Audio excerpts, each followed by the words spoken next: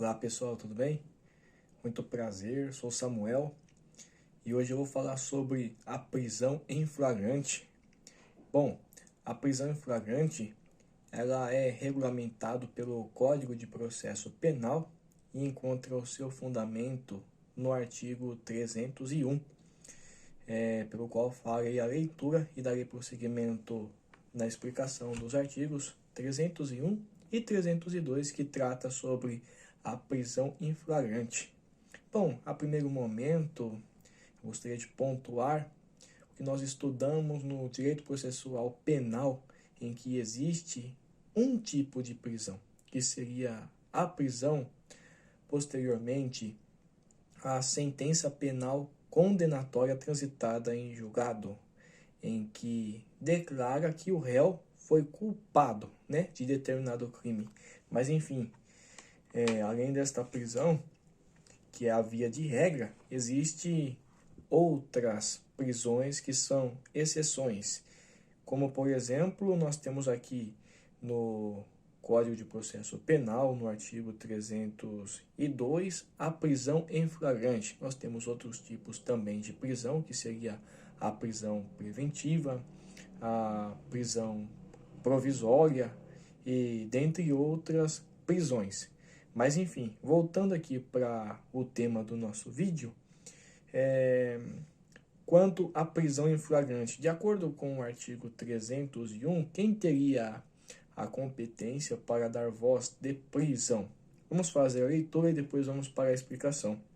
Artigo 301 do Código de Processo Penal diz aqui o seguinte: qualquer do povo poderá, e as autoridades policiais e seus agentes deverão prender quem quer que seja encontrado em flagrante delito.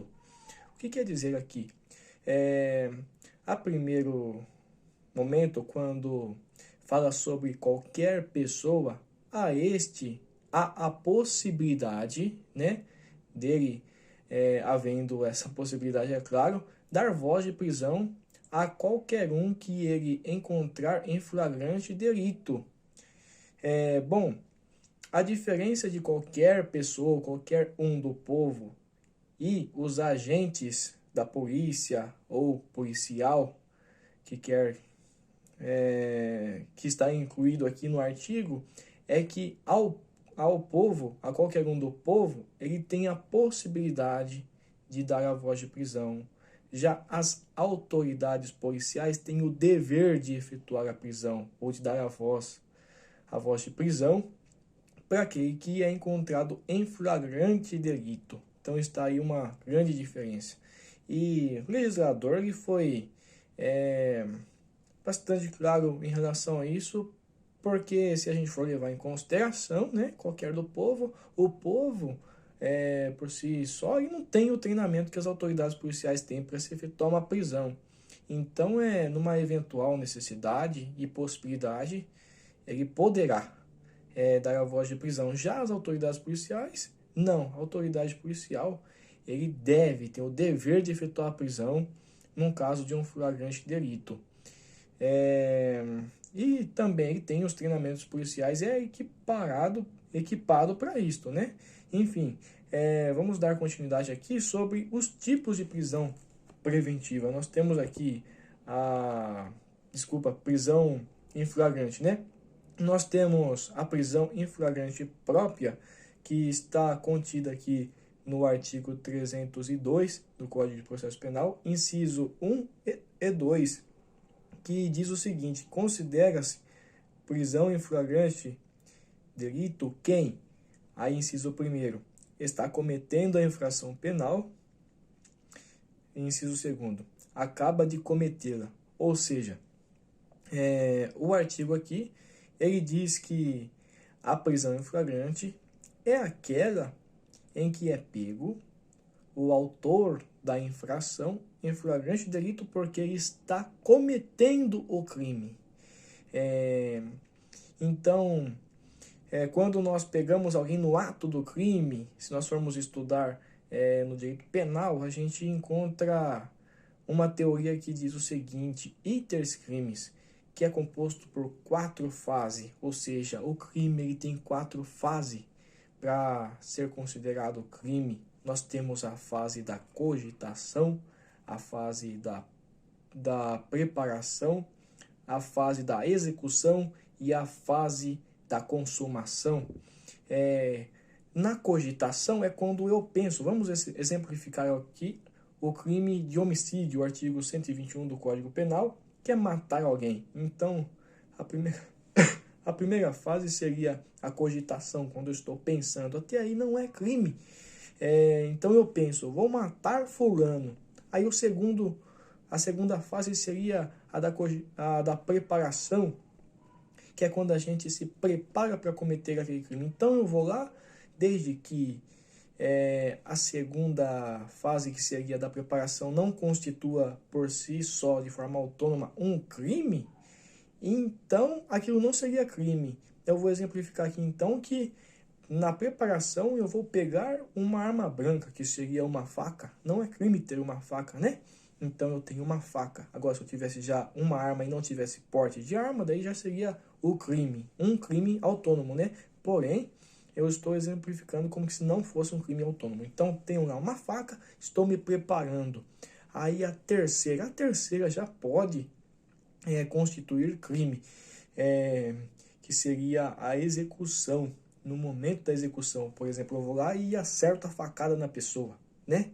Que eu pretendo matar. Por mais que eu não obtive o resultado final, que é ter conseguido matar aquela pessoa, mas na execução já cometi um crime. Se ele não vier a morrer, já tem a tentativa de homicídio, né? E a consumação, que é quando aquilo pelo qual eu me propus a fazer, tive a intenção de fazer, ocorre. Por exemplo, matar alguém e eu dei a facada, estou na execução, e de repente a pessoa vem a falecer ou a morrer, então consumou-se o crime de homicídio. Então aqui, por exemplo, no artigo 302 do Código de Processo Penal, inciso 1º, diz que aquele que está cometendo a infração penal. Então, se eu pego alguém na execução daquele determinado crime, que é tipificado pelo Código Penal ou qualquer outra lei especial que tipifica uma conduta como crime, então aquilo é um flagrante delito, eu posso dar uma voz de prisão para ele, eu como povo ou como autoridade policial. Ou então, quando acaba de cometer, por exemplo, a pessoa vai lá e tenta matar, né, execução, finca a faca lá na outra pessoa, retira e sai correndo, a pessoa posteriormente vem a falecer. Consumou-se o crime, então acabou de cometer e eu o peguei ali no ato, acabou de cometer, então eu posso também dar a voz de prisão. Este é o tipo de prisão em flagrante próprio.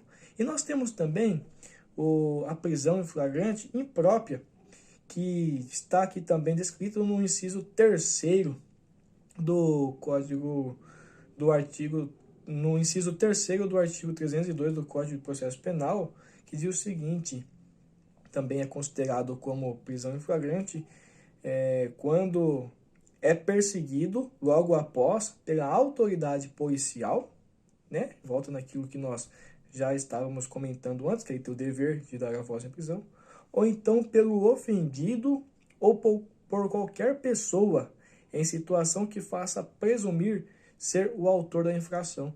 Então, a pessoa acaba de cometer o crime, de repente, a pessoa que foi ofendida persegue aquela pessoa, né? E a perseguição ela pode durar 10 minutos, como pode durar horas. Não estamos falando aqui do tempo da perseguição, mas é no momento da perseguição. Aquilo é um flagrante. Então, a pessoa ofendida pode perseguir o autor da infração, desde que tenha indícios que o presuma que aquele seria o autor da infração. Ou o policial, que tem o dever, ou então qualquer um do povo que viu o crime ocorrer, poderá perseguir e dar voz de prisão também. Esse é o tipo de prisão em flagrante impróprio. E aí nós temos aquele que é o presumido, também descrito aqui no artigo 302 do Código de Processo Penal, inciso 4º, que diz o seguinte: é encontrado logo depois com instrumentos, armas objetos ou papéis que o façam presumir ser ele o autor da infração. Ou seja, posteriormente ao cometimento do crime, no caso de, por exemplo, esse que estávamos falando sobre matar alguém, a pessoa consome aquele crime e de repente sai correndo com a faca. E sabe-se alguém do cometimento do crime, ou então a informação chega até a autoridade policial. E a autoridade policial encontra, ou qualquer um do povo encontra, aquela pessoa que esteja portando aquela faca manchada de sangue. Então, isto seria um instrumento ou uma arma, no caso aqui uma arma branca, que faz presumir que ele é o autor do crime. Então, eu posso dar voz de prisão a ele, porque é uma prisão em flagrante, no formato de prisão em flagrante presumida, porque presume-se que ele é o autor do crime. E nós temos também a prisão em flagrante esperada. O que seria? É aquela que, quando nós ficamos sabendo de alguém com a intenção de cometer determinado crime, até o momento da intenção, conforme nós falamos agora há pouco, do item crime, que é as 4 fases, cogitação, preparação, até que não constitui crime, desde que a preparação não seja um crime autônomo, né? Conforme havíamos falado. Então, espera-se o cometimento do crime no sentido da pessoa ao menos executar o crime, porque senão não tem indícios suficientes para dar voz de prisão, não tem um motivo, porque não houve crime. Então, sabe-se que a pessoa tem a intenção de cometer, mas espera cometer, né? Claro, se a gente puder, no caso de crimes contra a vida, impedir o cometimento do crime, boa, a gente está fazendo um bem. Mas, por exemplo, vamos mudar o crime, não é mais o artigo 121, matar alguém, mas vamos falar do tráfico. Se a pessoa, a gente sabe que aquela pessoa tem envolvimento com o tráfico, não tem a possibilidade de simplesmente pela polêmica de que aquela pessoa é envolvida com tráfico, eu ir lá e dar voz de prisão. Não tem, eu tenho que esperar uma oportunidade para verificar se a materialidade do crime, né, e dar voz de prisão para aquela pessoa que está traficando, ou seja, portando a droga.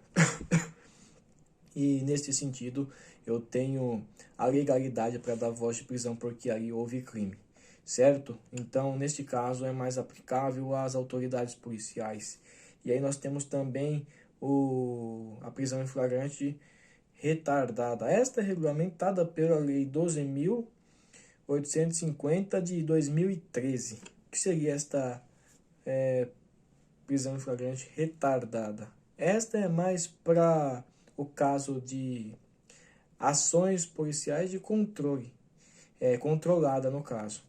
Ela tem apenas um requisito, porque ela deve ser comunicada ao juiz de que assim está fazendo. Não precisa pedir a autorização, mas ao menos a comunicação ao juiz deve ser feita. Ela deve ser acompanhada, no sentido de acompanhar o delinquente. Então, sabe-se, por exemplo, de alguém que faz parte de uma organização criminosa e já tem até indícios suficientes para dar voz de prisão em flagrante para aquele delinquente. Mas, para uma finalidade de chegar num número maior de envolvidos ali no caso de concurso de pessoas, espera-se ou retarda a prisão em flagrante para conseguir ter um objetivo maior daquela investigação, que é desconstruir aquela organização criminosa. Neste sentido, é vedado à autoridade policial participar do crime como um agente ali de paisana, né? Participar do crime para verificar quem são os criminosos. Isso é vedado, mas eles podem acompanhar os criminosos para que assim eles possam efetuar uma prisão em flagrante com um potencial um pouco mais, não seria potencial o nome da palavra, mas com uma abrangência maior dos partícipes daquele crime, né?